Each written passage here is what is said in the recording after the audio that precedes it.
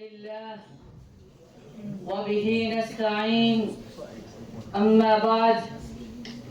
فأعوذ بالله من الشيطان الرجيم بسم الله الرحمن الرحيم قال النبي صلى الله عليه وسلم لو كان بعدي نبيا لكان عمر أو كما قال عليه الصلاة والسلام۔ تقاضا ہے کہ پھر دنیا میں شان حق ہویدا ہو، تقاضا ہے کہ پھر دنیا میں شان حق ہویدا ہو، عرب کے ریگزاروں سے کوئی فاروق پیدا ہو، مساوات و عدالت کا زمانے بھر میں چرچا ہو، وہی برق تجلی پھر افق پر آشکارا ہو۔ ربانی علوم کے پاسبانوں، سنن ہدا کے پروانوں، دنیا کے اندر بڑی بڑی شخصیتیں رونما ہوئیں، بڑے بڑے جرنیل آئے اور ایسے ایسے لوگ بھی اس دنیا میں آئے جنہوں نے تاریخ کا دہارا موڑ دیا، لیکن آپ جس شخصیت کو بھی دیکھیں گے، جس فاتح و جرنیل کی زندگی کا مطالعہ کریں گے تو کسی ایک ہی وصف میں نمایاں نظر آئے گی، لیکن چشم فلک نے ایک ایسی عظیم الشان ہستی کا بھی دیدار کیا ہے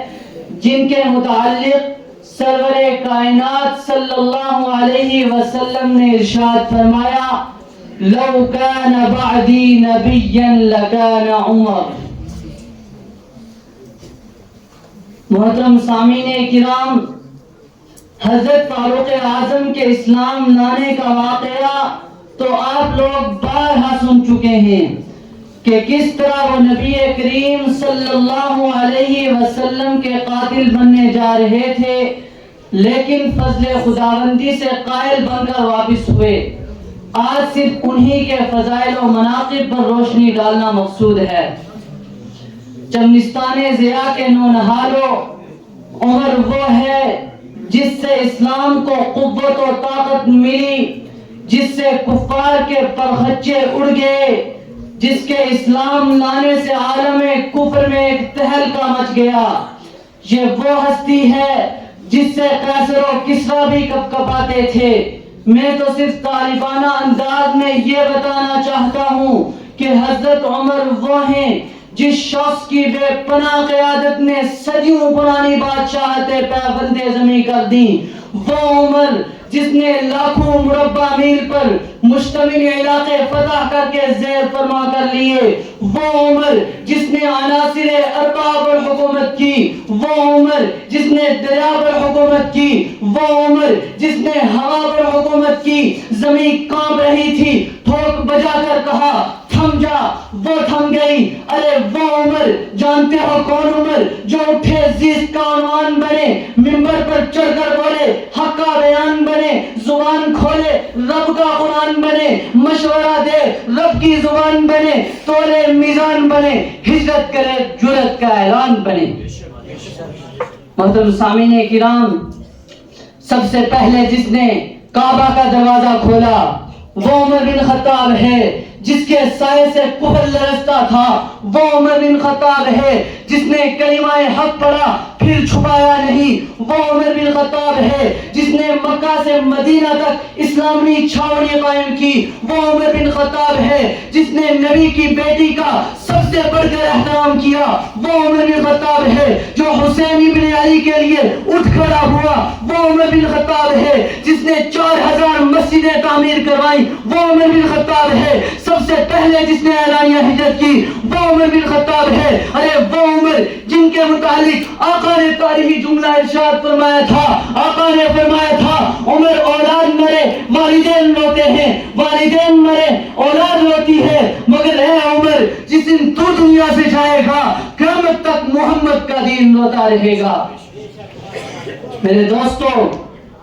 حضرت عمر وہ ہیں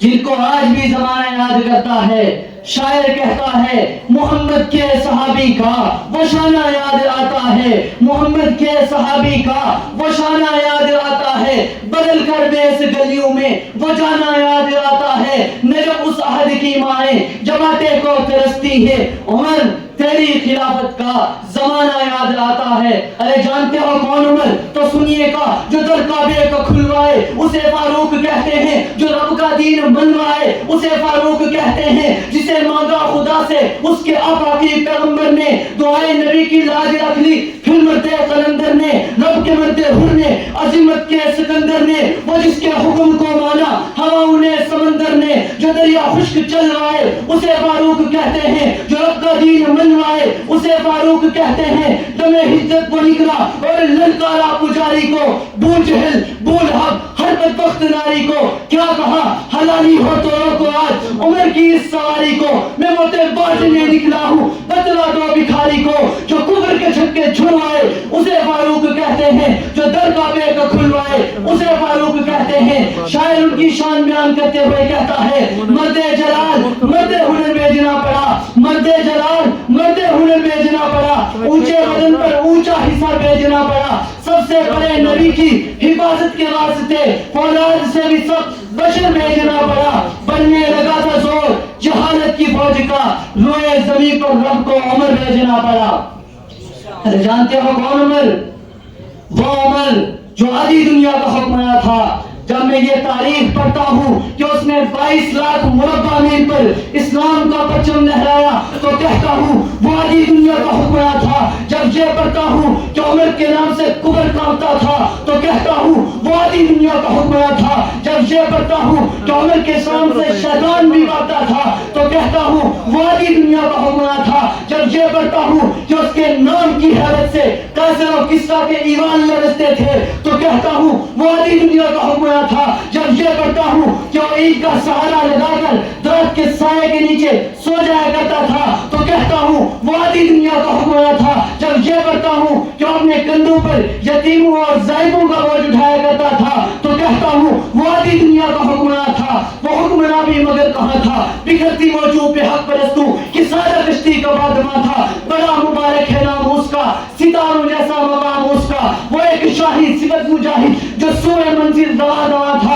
ابھرتے سورج سے تاج مانگا، سمندروں سے خراج مانگا، کسے خبر ہے کہ اس کا سکہ جہاں میں جاری کہاں کہاں تھا۔ حسن سے پوچھو، علی سے پوچھو، تم اس کے بارے نبی سے پوچھو، اندھیری شب میں چراغ بن کر جو ساری دنیا پہ ذوبشاں تھا۔ آقا عمر، رہبر عمر، مرشد عمر، مولا عمر، برتر عمر، بالا عمر، اعلیٰ عمر، اعلیٰ عمر، ذات نبی پاک پہ سوجا سے شہدا عمر، ایمان میں ایقان میں احسان میں یکتا عمر، روح صفا موجے صفا جانے وفا وقت رضا، ایک ہستی زیبا عمر، ایک کرے دانا عمر، بادے بہار کی طرح گزرا عراق و شام سے، ابر کرم بن کر اٹھا ایران پر برسا عمر۔ مابعد ختم الرسول کوئی نبی آنا نہیں، مابعد ختم الرسول کوئی نبی آنا نہیں، یہ سلسلہ چلتا اگر ایک نبی ہوتا عمر۔ آقا میرے صدیق، آقا میرے عثمان بھی، آقا میرے صدیق، آقا میرے عثمان بھی، ایک طرف مولا علی ایک طرف مولا عمر۔ حیات باقی، ملاقات باقی۔